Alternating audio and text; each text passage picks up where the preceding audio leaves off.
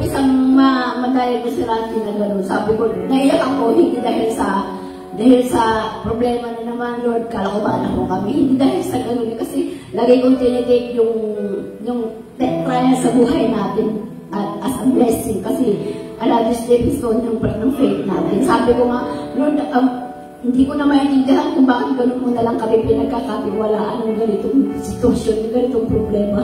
Gano'n mo ba kami ka-trusted na kaya namin to? Sabi namin, siguro alam ng Diyos. Sabi nga, diba, hindi naman niya tayo bibigyan ng problema na hindi pa sa ating kakayanan. Sabi ko, Lord, tingin mo ba gano'n kami kalakas?